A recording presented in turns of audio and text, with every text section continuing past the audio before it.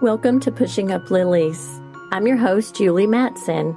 Pushing Up Lilies is a weekly true crime podcast with spine-tingling, unusual, and terrifyingly true stories from my perspective as a forensic death investigator and a sexual assault nurse examiner. Do I have some stories for you? Are you ready? Hey guys, I hope everybody had an amazing Thanksgiving. I know we did the traditional Thanksgiving meal this year, and it was really good, except I think I told you that I offer the semaglutide at my med spa, and I'm on it and have lost 50 pounds, but I'm not ever hungry. So by the time I cooked, I literally could barely eat anything. But it's hard to believe that Christmas is right around the corner. I hope everyone's getting their shopping done. I personally have really enjoyed being able to shop online this year. Again, I went out for Thanksgiving to get groceries, and I could not believe the number of people that were out. Of course, it was a Sunday.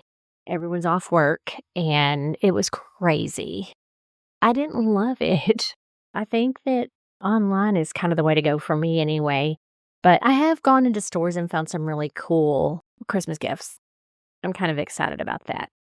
So this week, I wanted to talk to you about a story that is very creepy. And I know that I've seen movies that are similar to this before, but it's hard to believe sometimes that this kind of stuff happens in real life. This is a story that happened back in 87. I was like a year old, so it's probably why I had never really heard of it. And I can't even remember what made it come to my attention. I think it was probably my husband, who claims to be my content manager. He will every once in a while find cool stories and send them to me. And so I kind of look through them and decide. And I don't want to do what everyone else is doing. So I want to give y'all some interesting stories that pique your interest, but I don't want to necessarily do the ones that everyone's talking about right now because I want to stay interesting. This is kind of a story of Daniel LaPlante. Now, this weird little guy was born in 1970 in Townsend, Massachusetts. He had, as we hear with a lot of criminals, a turbulent childhood. He was diagnosed with dyslexia, and allegedly his father was abusive. He claimed that he suffered sexual and psychological abuse from both his stepdad and his psychiatrist. His crimes started at a very young age. So this kid was only 16 when he pursued another 16-year-old named Tina Bowers from Pepperell, Massachusetts. Tina's mom had recently died of cancer, and so Tina was living with her father and her older sister. I guess when Daniel discovered Tina, he got her number from a common acquaintance and just called her. After a few conversations, he convinced her to go on a date. And so that's weird when somebody just calls you randomly and tries to get you to go out, right? But I mean, I don't know the dynamics of her family, and she may not have suspected anything at all. Anyway, when they finally met, Tina was kind of surprised to find that Daniel was a little bit opposite of what she perceived. And you know how you always you hear someone's voice and you picture them to look a certain way or to be a certain kind of person? Anyway, apparently Daniel was not quite what Tina expected. I don't know if it was looks or what. It didn't say. But she went ahead on the date, and she felt really uncomfortable when he kept asking about her mother's death. So it seemed like he was a little bit focused on that, which is weird because, this guy calls you randomly, coerces you into going on a date, and then the whole time you're there, he's talking about your mom's death, which is still fairly fresh, and I'm sure not something she wanted to talk about. But, even though she was uncomfortable, she muddled through the date, and then she hurried through it and returned home. Little did she know that he had become obsessed with her and could go to any extent to harass her. Now, a few days later, Tina and her sister decided to conduct a seance in hopes of contacting their deceased mother. I don't know if y'all remember seances. They used to be really big. We would do them when I was a kid, just more for fun than anything. We didn't really expect any action. But the same with a Ouija board. I had a Ouija board and I got it one Christmas and I was so excited. And my friends came over and, of course, we'd make it move and that kind of thing. I don't know if that stuff is real. I'm not saying it is or isn't. Anyway, Tina and her sister decided to have this seance because they were hoping to hear from their mom.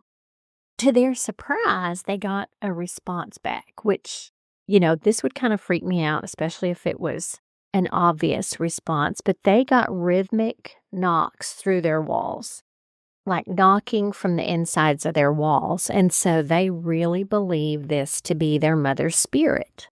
But what they were unaware of is that Daniel was actually hiding in a crawl space between like the toilet and the plumbing pipes. And he was actually just tormenting them. His behavior worsened over the next several months. Apart from the pounding on the walls, which is creepy to me. I mean, that would chase me out of my house for good. When they left the house, he would go in and move the furniture around. He would change the channels on the TV and drink and eat food out of the refrigerator. A lot of the stuff the family could probably blame on each other, but when certain things would happen, the girls would go to the dad, and Dad kind of dismissed it. So Daniel began writing taunting messages on the basement walls. He wrote it in red to make it appear that it was written in blood. When the girls would go to Dad, Dad was kind of dismissive. He thought that a lot of it was just them hoping that they would get some sort of message from their mom.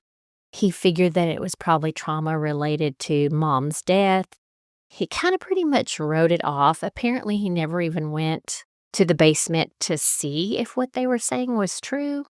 He just dismissed their claims pretty much altogether. January of 1987, the girls had a friend over.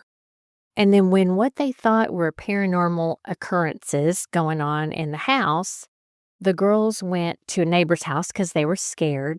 So they left home and went next door to the neighbors to call their father. Now, when the girls and their father returned back to the house, the furniture was in complete disarray and the toilet had been used. So, okay, when the toilet's used, someone's been in your house. The father finally, I guess, woke up, began to believe, I think the girls might be telling me the truth. Something's going on here.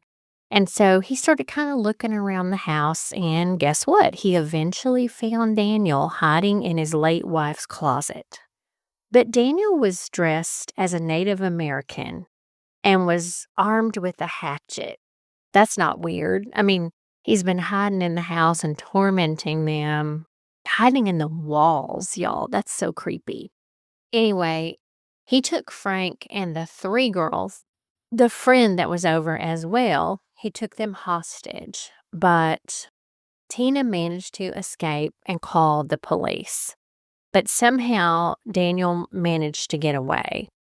Now, Frank, the dad, returned home 2 days later, and Daniel was there. And at that time, I guess Frank finally got the message, something's actually going on. My kids aren't crazy. Called the police again, and Daniel was arrested. But Daniel had been living there for several months. So all this had been going on for several months. Now, for harassing the Bowers, Daniel was arrested and detained at a juvenile center until October of 1987. So remember, in the beginning, he was only 16 when all this started. So he was detained at this juvenile center, and then he was released on bail. And then on December 1st of 1987, catastrophe happened. So this kid we know is not normal. I wish I was privy to the interview that he had with the police. I'd love to know his reasoning for hiding in the walls of this home and tormenting this family. While he was out on bail on December 1st of 1987, he snuck into the Gustafsons' family home in Townsend, where he raped and shot 33-year-old Priscilla Gustafson. She was a nursery teacher, and she was also pregnant with her third child.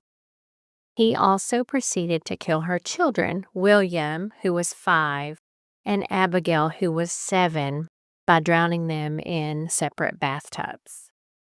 William was already home with Priscilla at the time of the initial attack, but apparently Abigail came home from school after that occurrence, and he drowned Abigail in a separate bathtub after she got home from school, but her mom and William were already deceased.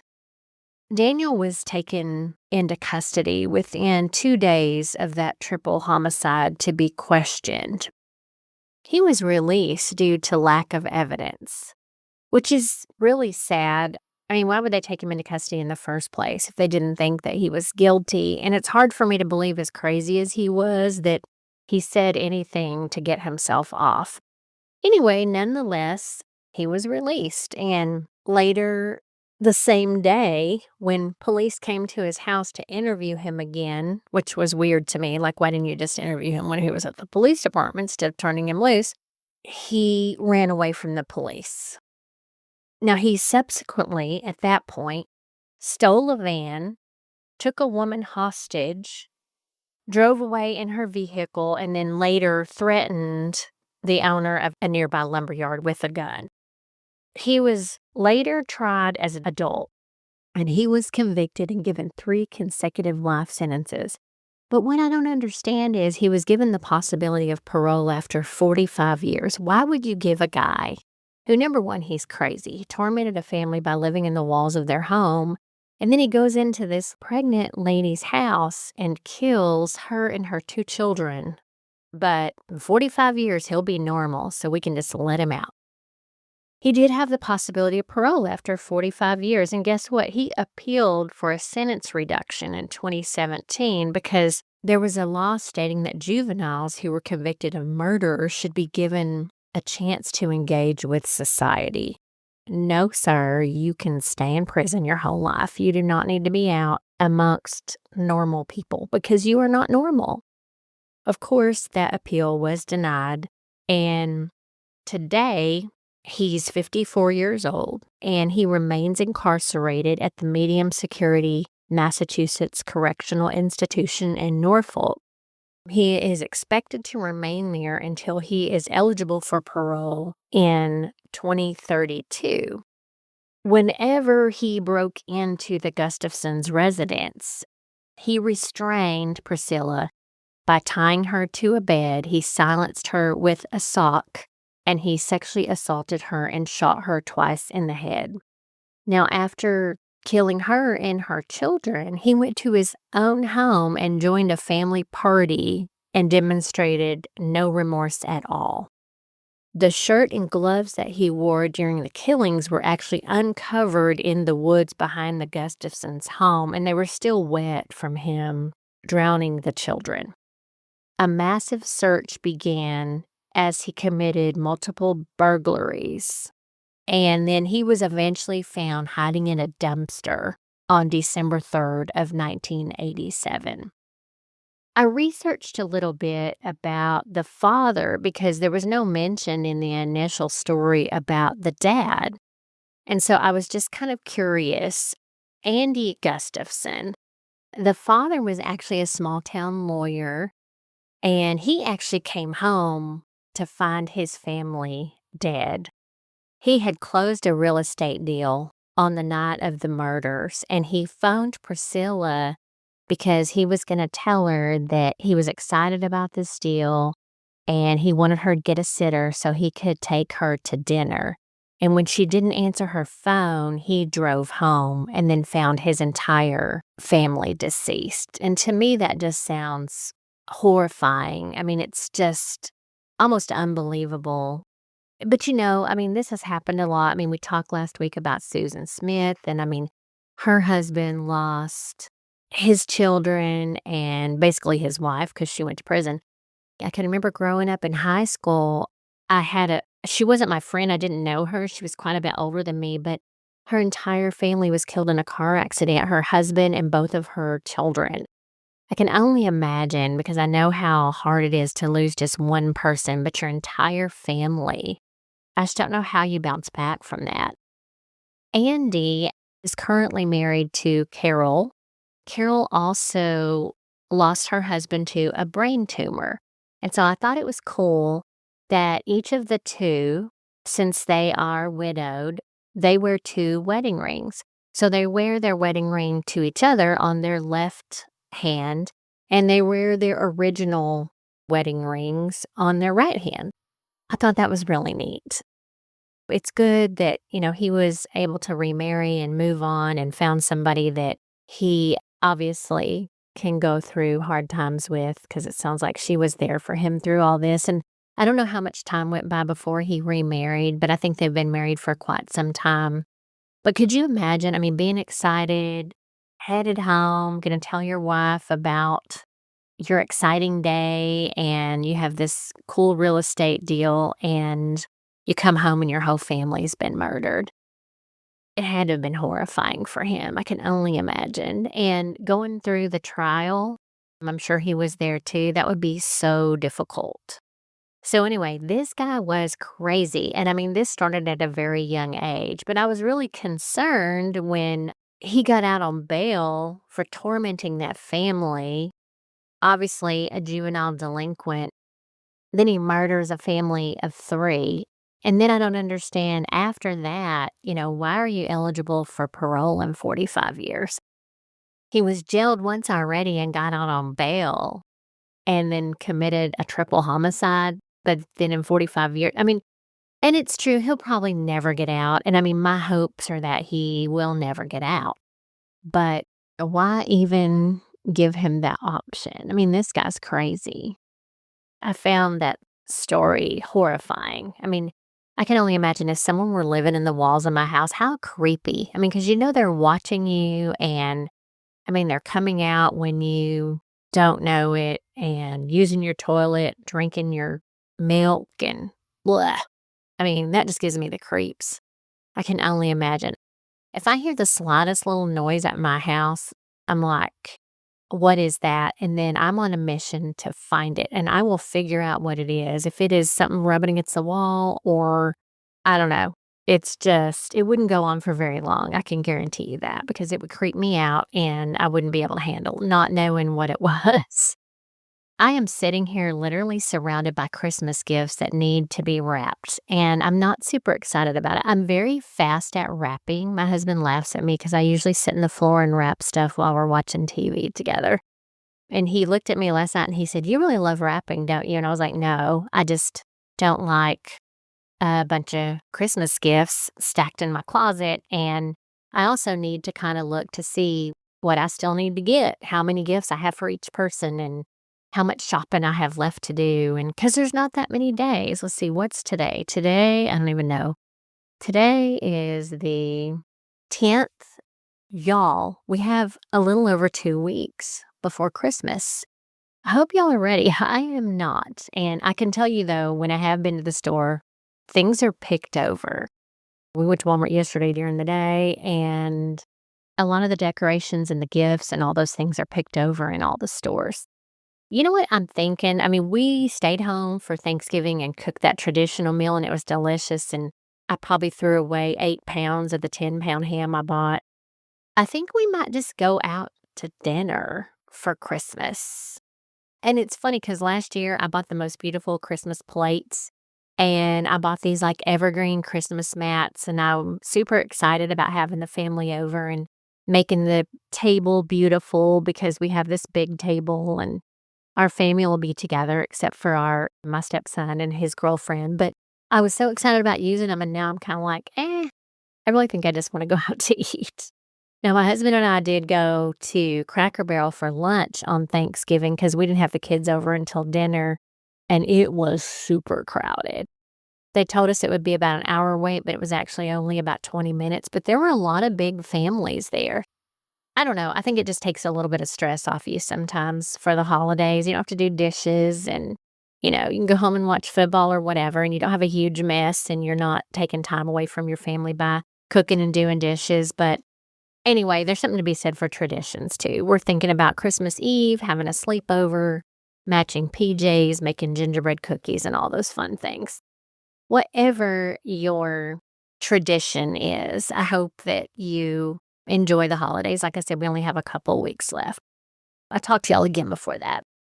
Again, reach out. I've loved getting emails from y'all. I even have a couple of listeners who have started my weight loss program at my med spa. And so we can mail out of state.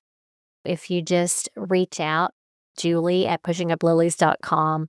If you have any questions about any of the stories, if you would like to be interviewed because you have a story, I would love to hear from you.